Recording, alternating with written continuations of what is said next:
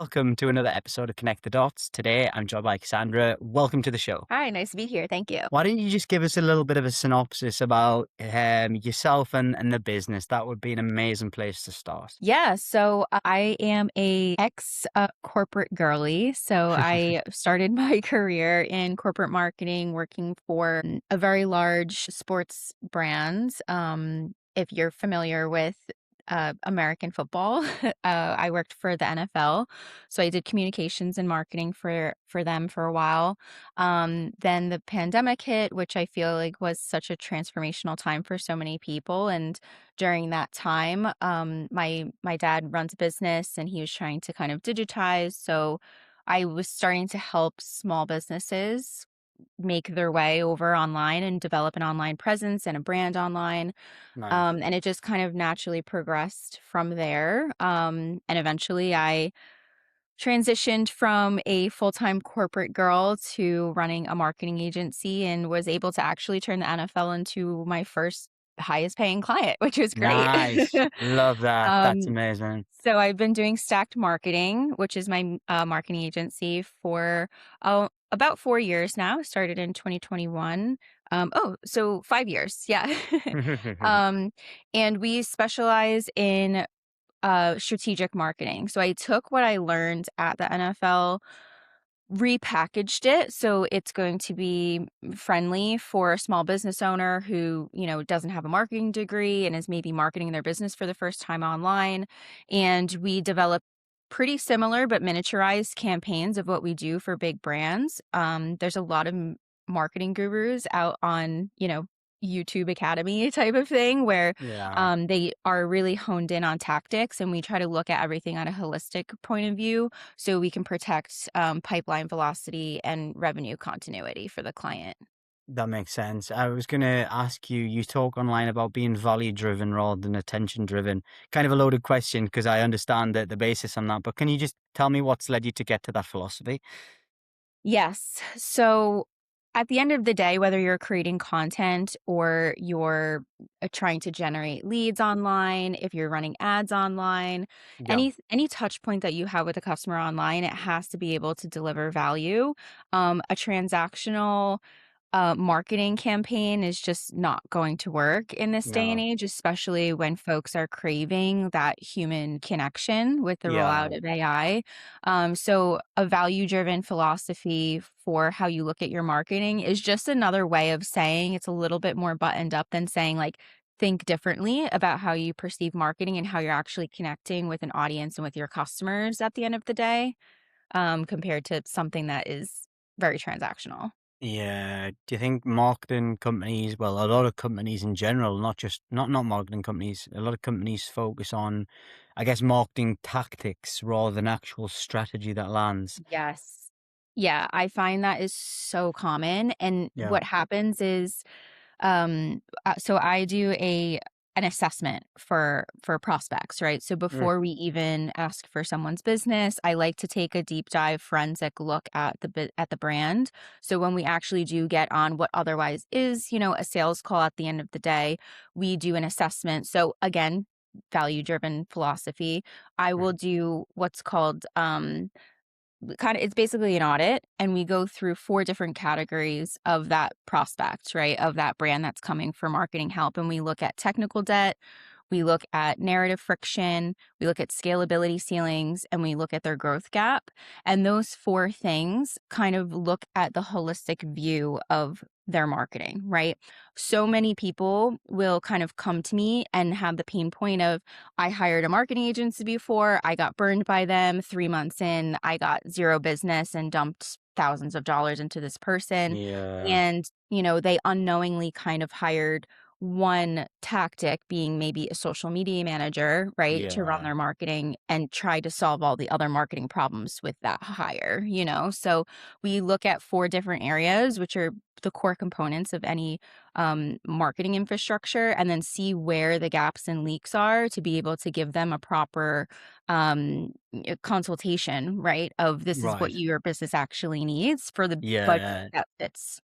Yeah. Because I was reading online as well, a little bit about the company and some of the challenges that you solve. But just for our audience, can you just you've touched on some of the challenges, but can you just share with us some of the challenges that you guys solve, please? Yeah, so a big one is the disconnect. So narrative friction is a Mm, huge one that I see, that I think a lot of people tend to come to us for, and they just aren't able to articulate it, right? They'll say, "Well, we don't have a strong social media following," or "We're posting a lot and we're doing the content, but just nothing is coming through. We're not getting yeah. leads. We're not getting social growth." And a lot of that comes with narrative friction. So there usually is a disconnect between the client experience. So if they see you on social media, pop over to your website, those two things are usually either competing or completely disjointed of how you're Mm, actually presenting yourself. So there needs to be a through line across through the narrative, right? right. That carries that person to the natural next step of what to do. Because if it's Right. a little bit disjointed, they're gonna just fall off and keep scrolling. Right. Okay. That's a great insight. I think I need to get probably better at that myself, to be fair. Yeah. Why do so many businesses spend heavily on marketing, but sometimes see little growth?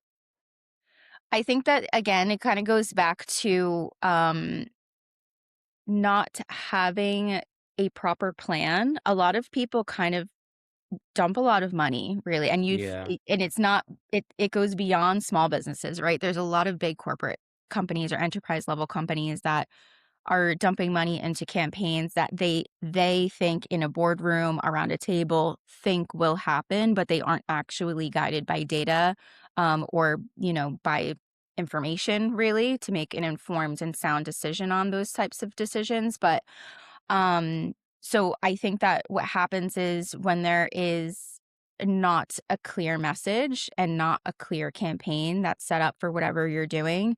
And I don't mean because campaigns tend to get like very intimidating, especially for small businesses making say under $5 million. They're like, well, we're a contractor, right? A local contractor that's doing $1 to $3 million a year, and we don't really do campaigns. But what I would challenge that type of client, and really anyone who's a service-based business in any industry, you'd look at each individual client story as a campaign, you'd look at each individual service as a campaign, and then you start crafting messaging around that.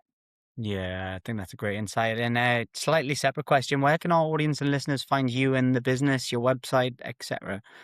Yes, so you can find me across channels at stackmarketing.co, and my website is stackedmarketing.co. Absolutely. Thank you so much. So, if you walked into, let's say, a company today and you could fix one marketing issue, such a hard question, but what would be one of the main, I guess, one of the main fixes be? Yes. So this day and age again, right? The name of the game is going to be how do you capture attention and then turn them into leads, right? So Yeah. that's the first part. You can't really set up a systems or backend infrastructure without actually having people coming into your pipeline to be able Yeah. to refine it. So what we do is I have my first offer really is kind of an intro offer for new clients is called the strategy sprint. And what we do is and it's really affordable even for small businesses. It's under $1,000. What we do is we go through those four categories, right? Technical debt, narrative friction, scalability ceiling, and the growth gap, and we Okay. fix small parts for each of those. So it's kind of um turning attention into booked leads, and we also Right. set up a full content funnel to get you those kind of like those DM us this keyword, comment us this keyword, and it kind of goes through a full funnel so you can capture emails. Nice. That's a great insight. And I guess if you have any advice for our younger audience, maybe thinking about getting into the digital, the marketing space, because we do have a lot of C-suite, a lot of founders, but we also have a lot of younger professionals. Do you have any insight on, Yes. if you were making your first step, is there anything that you would like to share, please? Yeah, exactly.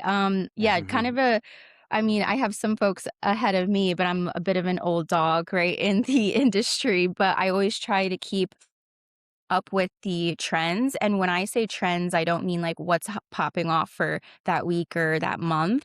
I'm Yeah. talking about cultural shifts, right? So anyone, however old, especially if you're younger because of the evolution of I would say that the highest skill that you can develop as a marketer is not going to be how well you can optimize, because that Yeah. is going to be replaced by AI within the next year, 2 years, 5 Yeah. years, right? It's going to be how well you can develop taste and then articulate taste off of Okay. that curation.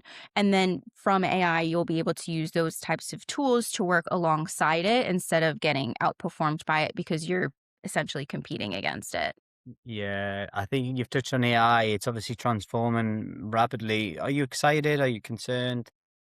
I'm excited. I've been using it a bit, quite a lot actually for my business, but not in the same way that a lot of people are kind of, touting on the internet right now. A lot of people Yeah. are trying to train folks to essentially replace themselves, right? Like optimize Right. this, use Yeah. this, do this skill.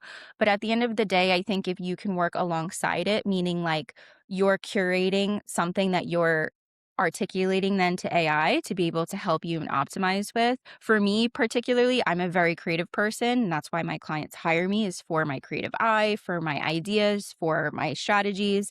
And then what we do is we take that because I'm terrible at executive function. So I'll be able to put that into AI to articulate, okay, like step 1 through 10, right, is what we need to do next, almost like a marketing assistant. So I don't think that AI will replace marketing, but I do Yeah. think that they will outperform marketers if you don't know how to use it properly. Yeah, that's great insight. I completely agree with that. And you've obviously, you're a serial entrepreneur. What lessons have you learned building your business? Yeah, I mean, I'm a huge advocate of entrepreneurship. I'm Mm. one of those people that obviously came from a corporate marketing background, and I can tell you that the difference there's pros and cons to both, right? Being a marketing professional in a corporate setting and then having entrepreneurship Yeah. as your career.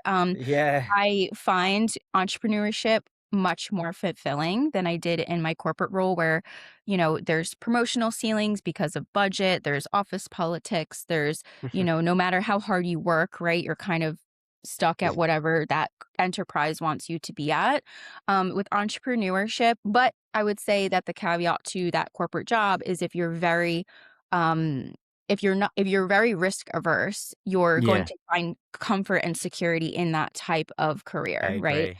If you are, kind of risk tolerant like I am, seeing that opportunity and not seeing a ceiling is kind of really motivating for me. And I find it very rewarding to be able to control my time because and I view time more valuable than a paycheck. So if I have to make less to be able to secure my future, you know, doing Yeah, marketing and things that I enjoy and love, I have a much happier life than, I chasing a agree. promotion that you don't even really have guaranteed. Yeah, completely. And you touched on it earlier, you're a very creative person. How do you stay creative while managing growth of your business, etc.? It kind of goes back to the entrepreneurship. Like I feel like when you are in the headspace of you're completely responsible for how your life is going to turn out, which is so scary, but at the same time so exhilarating, right? So I do think a lot of that comes like the creative element. You're in the shower and an idea pops Yeah, up, right? Like you're cooking dinner and or an a idea walk or pops up. something. So Yeah. it's like once you're in that space where you're constantly like trained to have to produce, like you just naturally become more creative versus if you're in a corporate role, it's kind of like you know what you're doing every day. It repeats the same thing every day and you're not responsible for anything. Yeah, 100%. Do you think that a lot of people these days, you touched on risk, and it's just something that you're smiling when you're saying that because I completely agree. I think sometimes people are too scared to take risk. I guess there's also benefits of being risk, not taking risks in insecurity. But do you not think that, taking risk and fear is almost killing more dreams than actually doing and trying Yes. ever does? Yes, exactly. You know what's so crazy? I got the best advice while I was working at the NFL. The people there were amazing and they're extremely smart. The Mm. first day on the job, my very first day of work, and this was before I even thought, right? I thought I was like, "Oh, I'm a career woman. I'm gonna be here for, like, my whole life," right? the first day on the job, I had who turned into a mentor tell me, which I was actually almost like insulted because I was like, I'm so excited to work here. Why would you say that? He told me, do not marry the brand. Like, this is a very cool brand. This is a very Like cool that. job. Do not marry the brand. Like, follow whatever your intuition is telling you. And on my last day of the job, my manager, who I had spoken to, obviously had a conversation about what I was doing and what my next steps kind of looked like. Obviously, in that conversation, she also, like, I literally would turn them into a client, which was really cool. But she said this, she said, at the end of the day, she was like, I've been working here for almost 30 years, right? At the NFL. And she was like, I look back on my career and I just never made any risks other than risking Right. inside of the company to move up. She said, she was like, you're doing a really smart move. You're young. You can figure it out. Everyone thinks you need to have everything figured out. You don't, right? But if you don't take this and you stay still, then like you are going to regret this later on, right? Like, of the what ifs happen later on in Yeah. life instead of the what ifs that happen in like the near future of like what my next step might be. So I thought that was really cool. Yeah. Thank you so much, Cassandra. I've got some amazing content there.